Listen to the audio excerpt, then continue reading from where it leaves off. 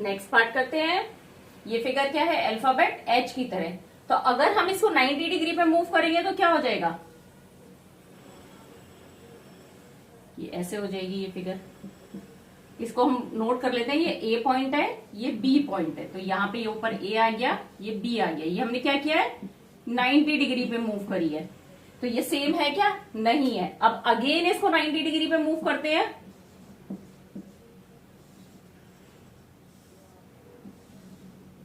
ये ए ऊपर से राइट में आ जाएगा और ये बी इधर चला जाएगा। तो अब ये फिगर इसके सेम है, यस ये फिगर इसके सिमिलर है। अब अगेन 90 डिग्री पे मूव करेंगे तो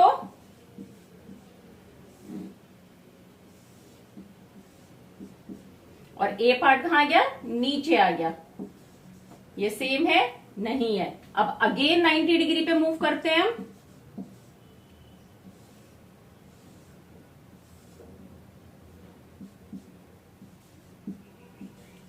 अब ये कंप्लीट रोटेशन हो गया है, क्योंकि 4 बार हमने 90 डिग्री पे मूव करा तो ये ए पॉइंट अपने ओरिजिनल प्लेस पर आ गया। तो अब देखिए इसमें इन रोटेशंस में कितनी बार सेम इमेज मिली है हमारे को, फर्स्ट टाइम और ये सेकंड टाइम। तो यहाँ पे रोटेशनल ऑर्डर ऑफ सिमेट्री कितना है, 2, जो कि 1 से ज्यादा है। नेक्स्ट शेप देखते हैं। अब इसमें ये थोड़ा सा बनाने में गड़बड़ हो गई है, लेकिन आप बुक में देखेंगे तो ये एग्जैक्टली 3 बराबर पार्ट करे हुए सर्किल के। हम इनको नाम दे देते हैं ए बी सी। तो सिमिलर दिखने के लिए हमें लग रहा है ना, ये वाली लाइन को यहां पर आना है, मतलब ए पॉइंट को बी पॉइंट पर आना है। तो दैट मीन्स हम कितना रोटेट करेंगे, 120 डिग्री पे। यहां पे मैं क्लॉकवाइज कर रही हूं, आप इसमें एंटी क्लॉकवाइज भी कर सकते हैं, पर जिस भी डायरेक्शन में करें हमेशा पूरा साइकिल उसी डायरेक्शन में रोटेट करें।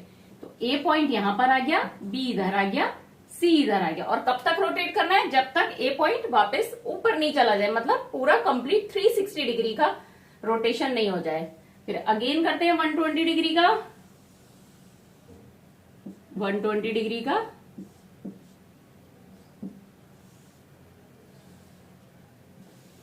तो ए पॉइंट इधर आ गया, बी ऊपर चला गया और सी इधर आ गया। अब एक बार और करते हैं, तभी तो ए पॉइंट ऊपर जाएगा।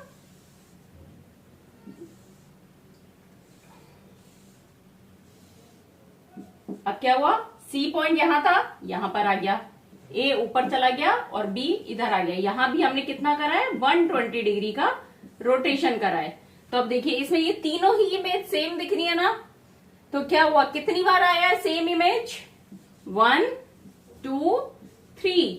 दैट मीन्स यहाँ पे रोटेशनल सिमेट्री ऑफ ऑर्डर कितना है, 3 है, जो कि मोर देन 1 है। Coming to the last figure.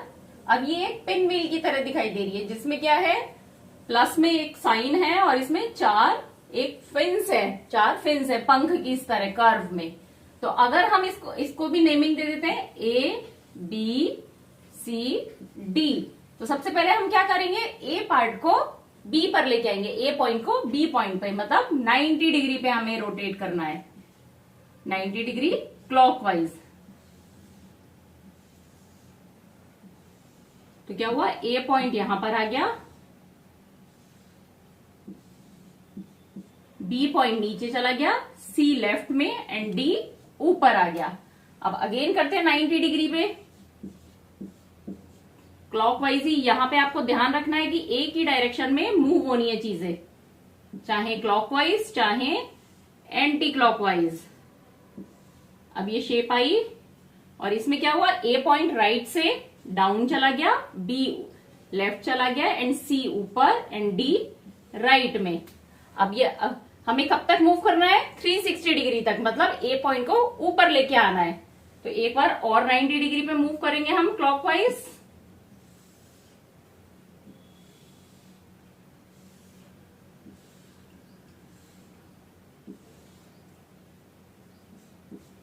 तो डी पॉइंट नीचे आ गया, ए लेफ्ट में, बी ऊपर चला गया एंड सी राइट में आ गया। अब एक बार हम और इसे 90 डिग्री पे मूव करेंगे क्लॉकवाइज। तो क्या हो गया, नीचे से ऊपर चला जाएगा ए,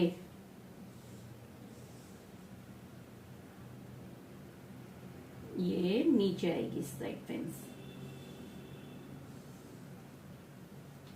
तो अब ये ए पॉइंट ऊपर आ गया, बी राइट में, सी लेफ्ट में एंड सी डाउन में और डी लेफ्ट में।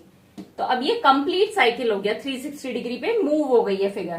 तो कितनी बार हमारे को सेम इमेज मिल रही है? First time, second time, third time and fourth time. तो दैट मीन्स यहाँ रोटेशनल सिमेट्री ऑफ ऑर्डर कितना है? 4 एंड 4 इज मोर देन 1। तो इस क्वेश्चन में सिर्फ आपकी जो इमेज सी थी, ये वाली इमेज, इसमें सिर्फ रोटेशनल सिमेट्री ऑफ ऑर्डर 1 था, बाकी सब में 1 से ज्यादा है।